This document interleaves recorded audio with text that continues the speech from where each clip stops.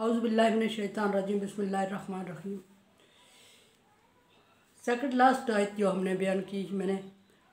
आपके सामने अर्ज़ की, उसमें अल्लाह तबारक व तआला ने मुसलमानों से फरमाया कि मुसलमानों, तुम पर चौपाए हलाल कर दिए गए, सिवाय उनके चौपाए हलाल कर दिए गए शिकार करके खाने की सूरत में, सिवाय उनके जिनके नाम कुरान पाक में ज़िक्र है। क्योंकि उस वक्त कुरान पाक में ज़िक्र करदा नाम मैंने बयान नहीं किया आपके सामने, और मैंने ये ज़िक्र किया था कि आइंदा लिस्ट इंशाअल्लाह इनकी जल्द आएगी और उस वक्त इसको ज़िक्र करेंगे। वो अल्लाह तबारक व तआला ने अभी लिस्ट बयान कर दी है। फरमाया कि हुर्रिमत अलैकुम मैतत, मुर्दार जानवर, वो जानवर मुर्दा जानवर तुम पर हराम कर दिया गया है। वद्दमु, और बहता हुआ खून तुम पर हराम कर दिया गया है। लख्मल खिंजीर, और खिंजीर का गोश्त तुम पर हराम कर दिया गया है। वमा उहिल्ला बिही लिगैरिल्लाह, और वो जानवर जो किसी गैर अल्लाह के नाम पर ज़बह किया गया वो तुम पर हराम और जायज़ करार दिया गया है। और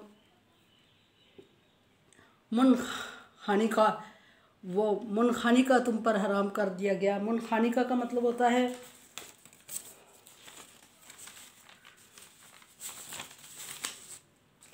मुनखानी का तुम पर हराम कर दिया गया है।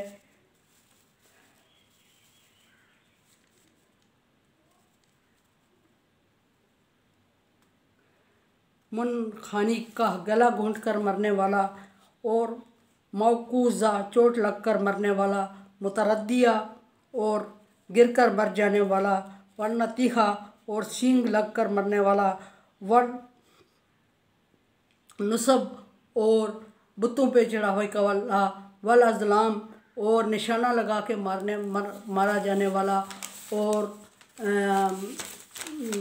पांसे पे चढ़ा के मारा जाने वाला। ये भी तीरंदाजी की एक किस्म होती है। ये जानवर अल्लाह तबारक व तआला ने तुम पर ये चीज़ें हराम कर दी गई हैं। ये लिस्ट थी अल्लाह तबारक व तआला के हराम करदा जानवरों की, जो कि मुसलमानों पर हराम है। अब ये वो जानवर हैं जो बज़ाहिर हलाल है और जायज़ है। ये वो जानवर हैं जो बज़ाहिर जायज़ और हलाल हैं, जिनका शिकार करना और जिनका ज़बह करके खाना, लेकिन वो हासिल करने का जो तरीक़ा है उसकी वजह से ये नाजायज़ और नापाक और हराम करार दे दिए गए हैं। अब पहली फुर्सत में हुर्रिमत अलैकुम मैता, वो जानवर जो हमारे ऊपर हलाल और जायज़ होते हैं, वो जब मर जाएं अपनी मौत आप ज़बह किए बगैर मुर्दार हो जाते हैं, वो हमारे ऊपर हराम और नाजायज़ हो जाते हैं। इसी तरह नंबर 2, दामू, बहता हुआ खून हराम और नाजायज़ है। वो जानवर जिसको हम ज़बह करके खाते हैं, उसका जो ज़बह करने के दौरान जो खून होता है वो हराम और नाजायज़ हो जाता है। सूरतें दोनों की ऐसी हैं कि जो खून की वजह से हराम हुआ कि उस खून में सरकशी और बगावत होती है, और अल्लाह तबारक व तआला का मकसद और मंशा ये है कि ज़िबा करने की सूरत वह सरकशी और बगावत वाला जो खून होता है वो बह के ज़ाया हो जाता है, और उसके बाद वो इंसान पे हराम उसकी सरकशी कम हो जाती है। रीज़न ये है। तो चूँकि उसी खून को अगर ज़बह करते हुए किसी जानवर को उसका जो जम जाता है अंदर खून, या वो गिरता हुआ खून किसी प्याले में लेके किसी बर्तन में वो पी लिया जाए, तो वो जानवर का गोश्त तो हमारे ऊपर हलाल और जायज़ है, वो हम खाएंगे, लेकिन वो खून हमारे ऊपर नाजायज़ और हराम हो जाएगा। वमा उहिल्ला लिगैरिल्लाहि बिही, और अल्लाह के नाम के अलावा जो किसी बुतों के चढ़ावे के लिए या किसी और के नाम पे ज़बह किया जाए, और किसी और जगह पे अल्लाह के नाम से हट के अल्लाह की रज़ा से हट के किसी और की रज़ा के लिए ज़बह किया जाए, वो जानवर वो हलाल जानवर है, कोई बैल है, कोई दुम्बा है, कोई गाय है, कोई बकरी है, और किसी और के नाम का पट्टा डाल देना उस पर और किसी और के नाम पर ज़बह करना और उसमें तकसीम करना, वो हमारे ऊपर जायज़ होने के बावजूद हराम और नाजायज़ हो जाता है। ऊपर से अल्लाह तबारक व तआला ने फरमाया वल नतीहा, और जब कोई जानवर जायज़ और हलाल हो और ज़िबा करने की बजाय उसका गला घोंट के उसको मारा जाए या किसी और चीज़ से तेज़ धार आले के साथ कत्ल करके उसको मारा जाए, तो वो खाना नाजायज़ और हराम हो जाता है। ज़बह करते वक्त अल्लाह का नाम ना लिया जाए, बल्कि डायरेक्ट उसको काट के खा लिया जाए, और या गला घोंट के उसको मार दिया जाए और फिर उसके टुकड़े करके उसको खाना हराम है। इसी तरह वो जानवर जो हमारे ऊपर हलाल और जायज़ है, उस ज़िंदा जानवर का गोश्त काट के खाना वो हराम है। यानी कि जिस तरह गाय, बकरी, मुर्गी हो गई, और उसको ज़िंदा उसका जिस्म के कुछ हिस्से का गोश्त काट के उसको खा लेना, वो भी जायज़ नहीं है, हराम और नाजायज़ करार किया। अब आगे फरमाया मौकूज़ा, और जो चोट लग के मरने वाले जानवर हैं, यानी किसी वजह से इतनी शदीद चोट लगी कि ज़बह नहीं किया गया और ज़बह करने से पहले वो चोट से मर गया, वो जानवर हमारे ऊपर हलाल होने के बजाय बावजूद उसकी जो रीज़न बन गई मरने की, वो हराम हो गई, सो वो हमारे ऊपर हराम हो गया। नतीखा, वो जानवर मुतरद्दिया, कोई जानवर गिर के दूर ऊंचाई से कोई किसी जगह से गिरता है और गिरने से वो मर जाता है और उसको ज़िबा करने की नौबत नहीं आती, छुरी डालने की नौबत नहीं आती और उससे पहले वो जान दे देता है, तो वो हमारे ऊपर हराम हो जाता है। इसी तरह जिस जानवर को चोट लगे, चोट की शिद्दत से वो मर जाए और अगर उस पर छुरी डाल दी जाए तो फिर वो हलाल और जायज़ हो जाता है। लेकिन अगर अल्लाह के नाम की तकबीर पढ़ के छुरी नहीं डाल दी, छुरी डालने से पहले वो मर गया, तो वही, हालांकि वो जानवर बजाते खुद जायज़ था लेकिन वो नाजायज़ हो गया है। गला घूंटा, किसी का सांस बंद हो गया और सांस बंद होने की सूरत में इतना सांस चल रहा था, उसका मौत उसकी वाक़ई हो गई, गला घुटने से सांस बंद हो गया और अभी वो ज़िंदा नहीं रह सकता, लेकिन सांस चलते चलते अगर उसकी छुरी डाल दी जाती है और तकबीर पढ़ ली जाती है तो वो जायज़ और हलाल हो जाता है। अदरवाइज़ वो सांस उसका पहले छुरी डालने से पहले, तकबीर कहने से पहले उसका अगर वो ज़िंदगी बाजी हार जाता है तो वो नाजायज़ और हलाल हो जाता है। इसी तरह नतीखा, एक जानवर ने किसी दूसरे जानवर को मारा, सींग लग गया, या कोई एक जानवर ने किसी दूसरे जानवर पे मुंह डाल दिया, उसको पकड़ लिया और इतने झटके दे दिए और इतना खून चूस लिया कि छुरी डालने की जब वो छूटा तो वो उसके सांस ख़त्म हो चुके थे और तकबीर पढ़ने और छुरी डालने की नौबत नहीं आई, तो वो जानवर हम पर हराम और नाजायज़ हो गया है। वन नुसब, और ऐसा जानवर जो कि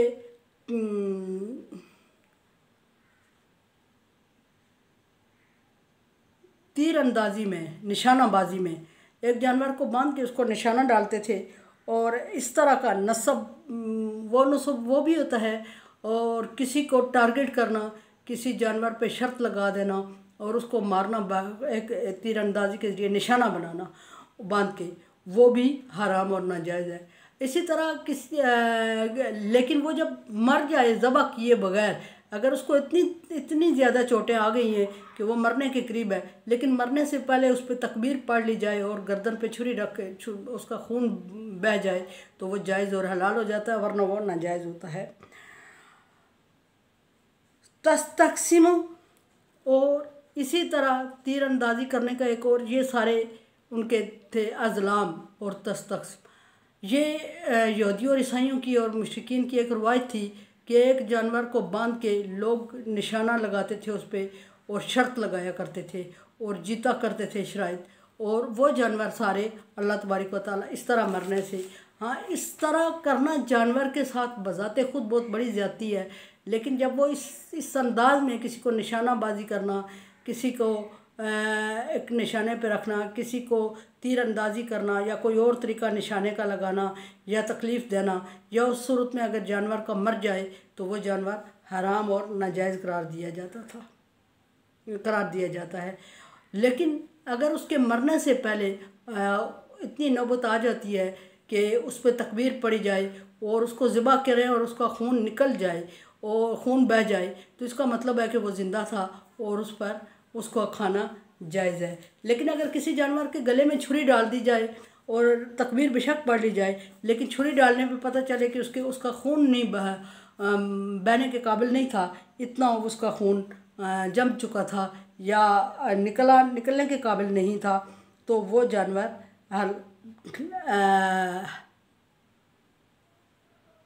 हराम होता है। हालांकि वो बजाते खुद हलाल तो जायज़ था, लेकिन हमारा हासिल करने का तरीका नाजायज़ हो गया है। वमा अकला सुबह इल्ला मा ज़क्कैतुम, ज़ुबिहा अला नुसब, वो जानवर भी तुम पर इसी तरह हराम है जिनको किसी दरिंदे ने फाड़ चीर के खा लिया हो।